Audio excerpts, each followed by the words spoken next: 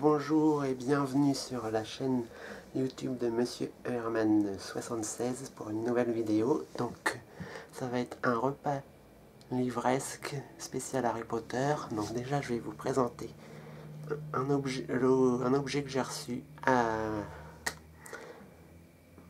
que je me suis commandé pour Noël, pour mon Noël de moi à moi, enfin un cadeau de moi à moi.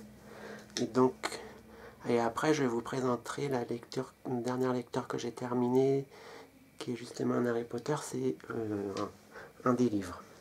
Et donc je vais commencer avec ça, mais je sais pas si ça va passer, donc c'est tellement gros.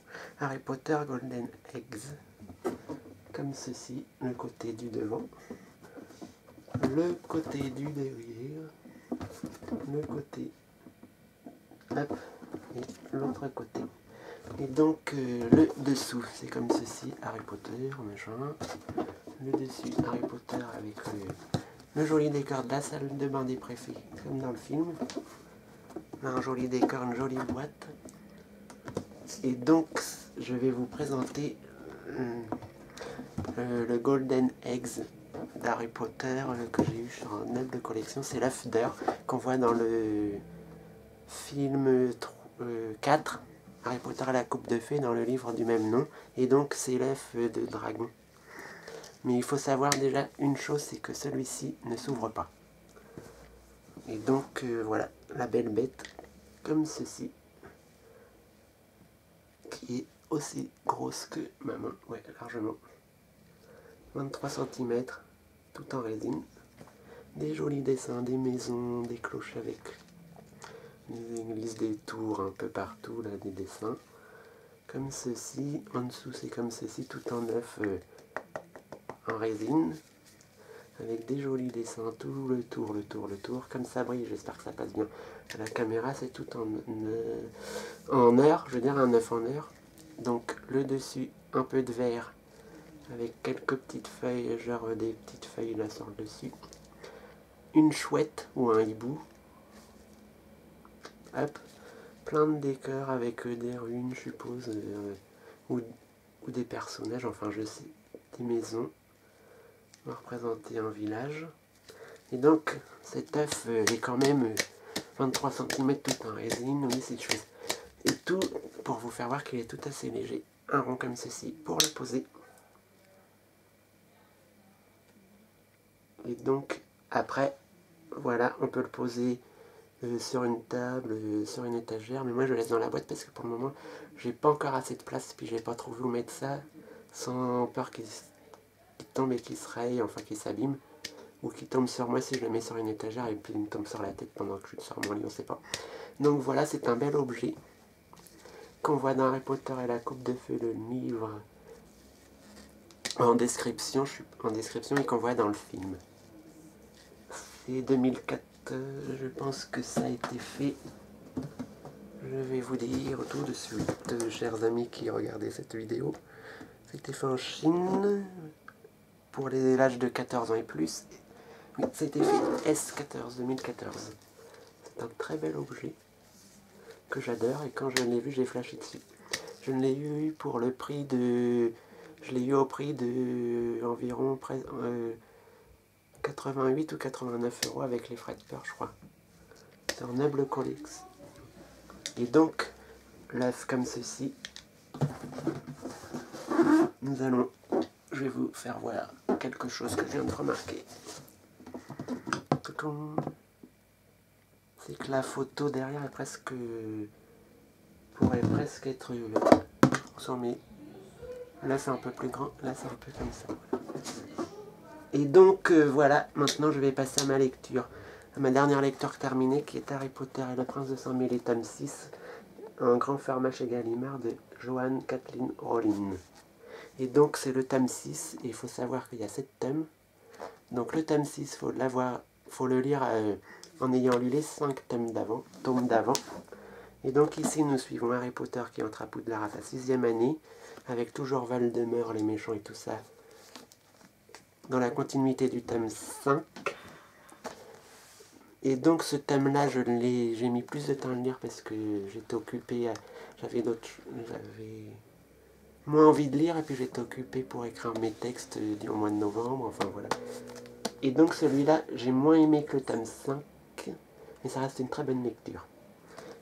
J'ai moins aimé parce que déjà on voyait certains personnages, genre Luna, Neville et tout ça, qu'on voit moins.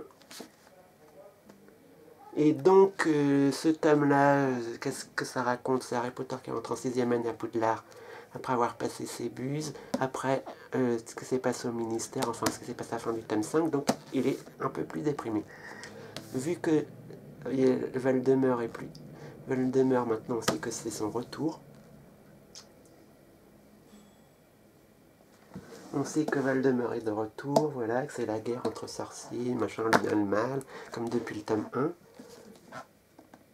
Voilà, donc c'est un peu plus sombre, on voit un peu plus les côtés, le passé de Voldemort, on voit plus de Narcissa, Malfoy, Drago Malfoy et leur côté aussi. Ça s'intéresse un peu plus au côté des méchants. Et donc, là-dedans, ils parlent de... les histoires d'amour, parce qu'ils ont 16 ans, donc c'est les histoires d'amour de Ron avec Lavande, de Harry avec un personnage, avec une fille. On voit plus Dumbledore qui explique plein de choses concernant des choses, ce qui va se passer pour Harry, ce qu'il a besoin de savoir, tout ce qu'il lui a caché pendant assez d'années. Et donc j'ai trouvé que, déjà on commence par le petit qui est là. Le petit Harry Potter, je l'ai trouvé chiant. A toujours essayé de savoir, oh je suis triste, machin, j'en ai marre, il y a la guerre, machin, faut que je sois machin, c'est moi le héros, machin. Et puis le pire, c'est qu'il voulait savoir à tout prix ce que Drago Malfoy faisait dans le château quand il disparaissait de la carte du maraudeur, ou enfin quand il disparaissait, qu'Harry Potter ne savait pas où il était. On apprend à la fin ce qu'il fait, donc voilà. Il va avec Dumbledore, il fait aussi des choses, donc c'est-à-dire qu'il apprend plus sur le passé de Voldemort, voilà, il apprend des choses qui vont l'aider pour la suite pour combattre pour la guerre. Et donc à la fin on apprend un truc important qui est, je crois que c'est dans les derniers chapitres, on apprend quelque chose qu'il doit faire et qui va être continué tout le long du tome 7. J'ai trouvé que ça changeait complètement, on n'était plus du tout dans Poudlard, il n'y a plus du tout... J'ai trouvé que c'était complètement différent, je me suis dit oui bon. C'est un tome que j'ai bien aimé. Mais c'est un thème qui est beaucoup plus sombre, enfin voilà, on voit carrément la guerre et tout, on se dit on a encore de l'action, on peut plus y échapper. Non, on est en plein dedans. Surtout quand on voit la fin, on se dit, on comprend vraiment que c'est vraiment la guerre et tout, enfin que il y a des choses, que c'est pas un tome tout joyeux. Et on se rend compte que Harry Potter est de plus en plus un orphelin.